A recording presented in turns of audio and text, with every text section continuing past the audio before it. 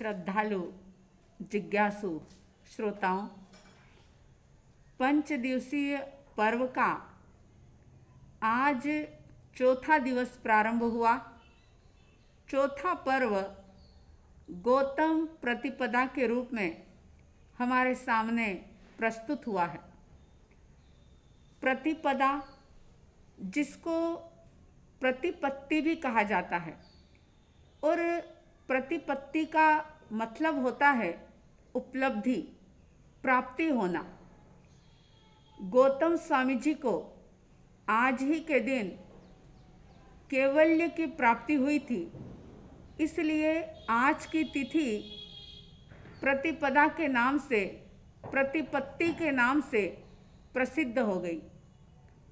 और प्रतिपदा का एक दूसरा अर्थ होता है प्रतिपदा। प्रति यानी हर, प्रत्येक, और पदा का मतलब होता है चरण, कदम। ये प्रतिपदा हमें एक संदेश देती है कि जैसे गौतम स्वामी जी ने पर भाव को छोड़ा, स्वभाव के अंदर स्थिर हुए, तो उनको केवल ज्ञान की प्राप्ति हुई। अगर हम व्यवहारिक जीवन की बात करें, क्योंकि कई लोग सोचेंगे कि ये तो बहुत ऊंची बात है, ये तो गौतम स्वामी जैसों की बात है, लेकिन हमारे लिए क्या? तो अगर हम व्यवहारिक जीवन की बात करें तो ये प्रतिपदा हमें संदेश देती है कि जो इंसान प्रति पद पर यानी हर कदम पर सावधान रहता है, सजग रहता है, जागृत रहता है, आलस और प्रमाद को छोड़ता है, तो वह जीवन में कई प्रकार की उपलब्धियां हासिल कर लेता है। आज का ये प्रसंग जो पूरा के पूरा गौतम स्वामी जी को ही समर्पित है। आप जानते हैं कि जब पावापुरी में हस्तिपाल राजा की अनन्य भक्ति को देखते हुए परमात्मा महावीर अपना अंतिम चातुर्मास वहाँ पर बिता रहे थे, और जब निर्वाण का समय आया, दूर दूर से लोग परमात्मा के चरणों में पहुँचे हुए थे, लेकिन केवल ज्ञान, केवल दर्शन के धारी वीतरागी सर्वज्ञ परमात्मा इस बात को जानते थे कि अब मेरा देह छूटने का समय आ गया है।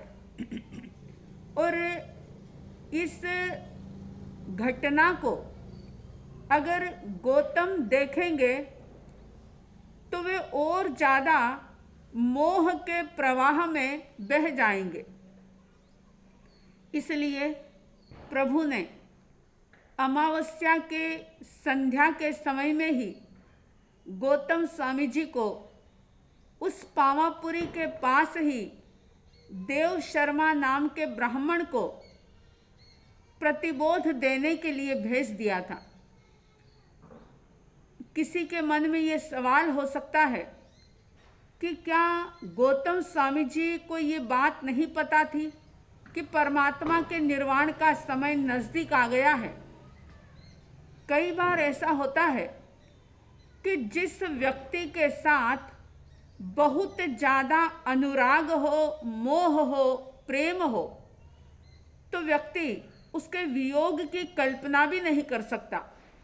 और स्वयं प्रभु ने गौतम स्वामी जी से ये बात कही थी। जब गौतम ने पूछा था कि मेरे द्वारा दीक्षित लोगों को, साधुओं को इतनी जल्दी केवल ज्ञान की प्राप्ति हो गई, वे सिद्ध बुद्ध हो गए, और मैं अभी तक बैठा हुआ हूँ, मुझे क्यों नहीं हो रहा? तब प्रभु ने कहा था कि एक हल्का सा राग का पर्दा, एक मोह का हल्का सा पर्दा, और वो किसी दूसरे के साथ नहीं, वो परमात्मा महावीर के साथ ही उनका राग भाव था, और वही राग उनके केवल ज्ञान प्राप्ति में, प्रकट होने में बाधक बन रहा था। तो प्रभु ने उनको देव शर्मा ब्राह्मण को प्रतिबोध देने के लिए अपने से दूर भेज दिया था, क्योंकि जब व्यक्ति प्रत्यक्ष में सामने अगर किसी घटना को देखे तो वह और ज़्यादा विह्वल हो जाता है। अब हुआ क्या कि देव शर्मा ब्राह्मण को प्रतिबोध देकर के जब गौतम स्वामी जी वापस लौट रहे थे और इधर परमात्मा का निर्वाण हो चुका था और सारे देवी देवता परमात्मा के निर्वाण कल्याणक महोत्सव को मनाने के लिए आ रहे थे, सारा गगन उन हीरे माणिक मोती की चमक से दमक रहा था, प्रकाशित और आलोकित हो रहा था। और ऐसे में गौतम स्वामी जी के कानों में शब्द पड़े कि परमात्मा का निर्वाण हो गया। वैसे उम्र में गौतम स्वामी जी प्रभु महावीर स्वामी जी से बड़े थे, लेकिन ऐसा समर्पण था उनका, ऐसी भक्ति थी परमात्मा के प्रति कि जैसे कोई छोटे बच्चे को अपनी माँ से लगाव होता है, उससे भी कई गुना ज़्यादा परमात्मा के प्रति गौतम स्वामी जी का लगाव था, बहुत ज़्यादा प्रेम था उनको। और जैसे ये शब्द कानों में पड़े, गौतम स्वामी जी की आंखों के आगे अंधेरा छा गया, भाव विह्वल हो गए और ऐसे मोह के प्रवाह के अंदर बहने लगे कि आंखों से अश्रुधारा निकल पड़ी। गौतम स्वामी कोई सामान्य व्यक्ति नहीं थे, 4 ज्ञान के धारी थे, 14 पूर्व का अध्ययन उन्होंने किया हुआ था, एक एक पल परमात्मा के चरणों में उन्होंने बिताया था, बहुत कुछ ज्ञान अर्जित किया था, लेकिन फिर भी अनुराग राग का भाव इतना ज़्यादा तीव्र हो जाता है परमात्मा के प्रति कि वे एक बच्चे की तरह, जैसे कोई बालक अनाथ हो जाए और रोने लग जाता है, गौतम स्वामी भी रोने लग जाते हैं, आंखों से आंसू बहने लग जाते हैं और विचार करते हैं कि परमात्मा का निर्वाण हो गया। अब मैं किससे कोई सवाल पूछूंगा, मेरी शंका का समाधान कौन करेगा, कौन मुझे गोयम गोयम कहकर के पुकारेगा। इस प्रसंग को जरा कल्पना के माध्यम से जी करके देखना कि कैसा वो क्षण होगा कि 4 ज्ञान 14 पूर्व के नायक धारी ऐसे प्रथम गणधर गौतम स्वामी, जो इतने ज़्यादा शोकातुर हो जाते हैं, ऐसे भाव विह्वल हो जाते हैं कि वे पहले अपने किस्मत को कोसते हैं कि मैं कैसा दुर्भागी कि अंतिम समय में प्रभु के नज़दीक नहीं रहा, और उसके बाद वे अपने को कोसते कोसते, अपने भाग्य को कोसते कोसते परमात्मा को भी उपालंभ देने लग जाते हैं और कहते हैं, ओ मेरे नाथ बोलो मेरे नाथ, ओ मेरे नाथ बोलो मेरे नाथ, मुझे अकेला क्यों छोड़ दिया, गौतम से नाता तोड़ दिया। ओ मेरे नाथ बोलो मेरे नाथ, अंत समय में क्यों दूर किया, बीच भंवर में छोड़ दिया। प्रतिबोध देने को अकेला मुझे भेजा, आपने ही भेजा प्रभु, दूर मुझे भेजा। प्रतिबोध देने को अकेला मुझे भेजा, आपने ही भेजा प्रभु, दूर मुझे भेजा। आज ये बात मैं पूछ रहा, मेरा बताओ ठिकाना कहाँ। ओ मेरे नाथ, बोलो मेरे नाथ, मुझे अकेला क्यों छोड़ दिया, गौतम से नाता तोड़ दिया। रोते हुए कहते हैं गौतम स्वामी जी, अब कौन प्रेम से बुलाएगा मुझे, पढ़ाएगा मुझे, समझाएगा मुझे।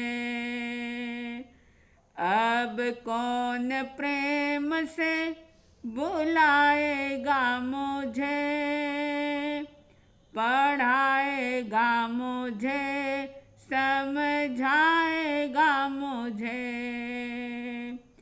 अनोखी विपदा आन पड़ी, बोलो प्रभु मैं जाऊं कहाँ।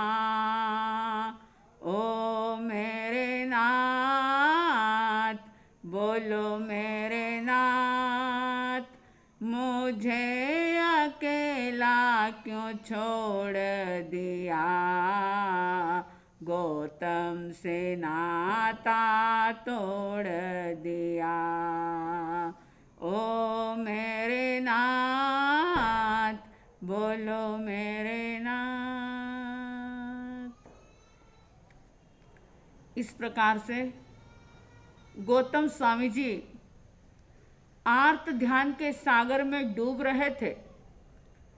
कभी खुद के नसीब को कोस रहे थे तो कभी परमात्मा को उपालंब दे रहे थे। सारा भविष्य उनको अंधकारमय नजर आ रहा था। लेकिन थोड़ी ही देर होती है और भावधारा परिवर्तित होती है।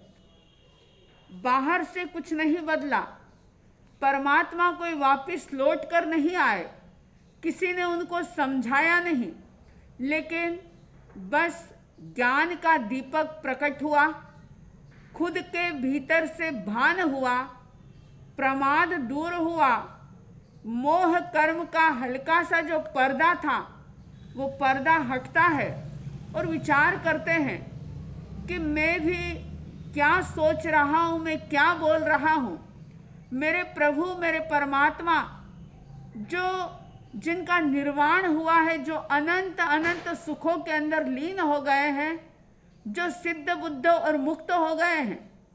और हमेशा प्रभु ने ये बात कही है कि तुम्हारे अंदर भी मेरे जैसी शक्ति है, तुम भी भगवान बन सकते हो। सिर्फ एक मोह का पर्दा जो है इसको हटाने की कोशिश करो। जैसे ये पर्दा हटेगा कि तुम स्वयं भगवत्ता को प्रकट कर लोगे। और इस प्रकार का चिंतन हुआ।